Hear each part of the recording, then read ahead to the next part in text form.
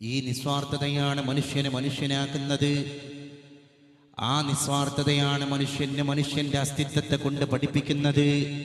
നമ്മൾ ആലോചിക്കേണ്ടതുണ്ട്. അക്രിം ജാറക വലൗ കാന കാഫിറ. നിന്റെ അയൽവാസി അന്യമതസ്ഥനാണെങ്കിൽ അവനെ ഒന്നുകൂടി ബഹുമാനിക്കണം, അവനെ ഒന്നുകൂടി ഗൗരിക്കണം.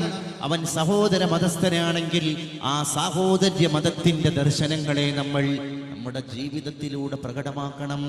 ആയിഷ ബീവിയുടെ വീട്ടിൽ എന്തെങ്കിലും വിഭവസമൃദ്ധമായ സ്പെഷ്യൽ ഭക്ഷണ പദാർത്ഥങ്ങൾ പാകം ചെയ്യപ്പെട്ട് കഴിഞ്ഞാൽ അള്ളാഹുവിൻ്റെ റസൂലിൻ്റെ മുമ്പിലേക്ക് ആ ഭക്ഷണം കൊണ്ടുവരപ്പെടുന്നതിൻ്റെ മുൻപേ ലോകത്തിരുമേനി തൻ്റെ പ്രിയതമയായ ഭാര്യയോട് പറയും, ആയിഷ, നമ്മുടെ അടുക്കളയുടെ മുൻഭാഗത്തുള്ളതൊരു ജൂതന്റെ കുടുംബമാണ്.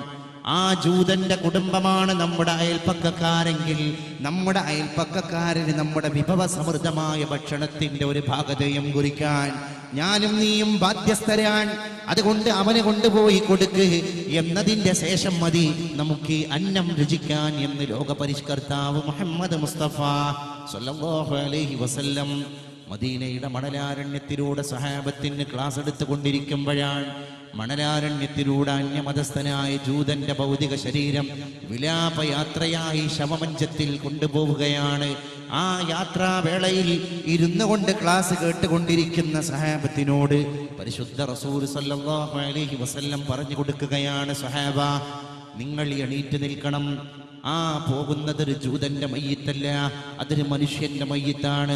സ്വഹാബ ചോദിക്കാൻ ആഗ്രഹിച്ചു പോയി, അതൊരു ജൂതന്റെ ഭൗതിക ശരീരമല്ലയോ റസൂലേ, എന്തിനാണ് നമ്മൾ എണീറ്റ് നിൽക്കുന്നത് എന്ന് ചോദിച്ചപ്പോൾ അവരെ തിരുത്താൻ മുന്നോട്ട് വന്ന പരിശുദ്ധ മുഹമ്മദ് മുസ്തഫ സ്വല്ലല്ലാഹു അലൈഹി വസല്ലം അല്ലാഹുവിന്റെ റസൂൽ സ്വഹാബത്തിനോട് പറയുകയാണ്, ആ വിലാപയാത്രയായി കൊണ്ടുപോകപ്പെടുന്ന ശവമഞ്ചത്തിൽ കിടക്കുന്നത് ഒരു ജൂതനാണ് എന്നഭിപ്രായപ്പെടാൻ നിങ്ങളിൽ വർഗീയതയുടെ, വംശീയതയുടെ, മതത്തിന്റെ പരസ്പര അതിർത്തികളെ നിങ്ങൾ രണ്ടിനെയും രണ്ടായി തരം തിരിച്ചത് കൊണ്ടാണ് നിങ്ങൾക്ക് അങ്ങനെ കാണാൻ കഴിഞ്ഞത്.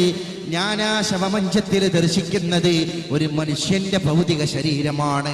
ജൂതൻ എന്ന് പറയുന്ന പദപ്രയോഗത്തിൽ നിന്ന് മനുഷ്യൻ എന്ന് പറയുന്ന ഉദാത്തവൽക്കരണത്തിന്റെ സിദ്ധാന്തത്തിന്റെ സോപാനത്തിലേക്ക് ഉത്താനം പകർന്നിട്ട് സ്വഹാബത്തിന്റെ മനസ്സിനെ കൊണ്ടുപോകാൻ മാനുഷികത്തിന്റെ മഹാചാര്യനെ പോലെ, മാനവികതയുടെ വിപ്ലവകാരനെ പോലെ, സഹിഷ്ണുതയുടെ ചമൽക്കാരദായകമായിരിക്കുന്ന ദർശനങ്ങളുടെ ഉപജ്ഞാതാവിനെ പോലെ, വമാ അർസൽനാക ഇല്ലാ റഹ്മത്തൽ ലിൽ ആലമീൻ പരിശുദ്ധ മുഹമ്മദ് മുസ്തഫ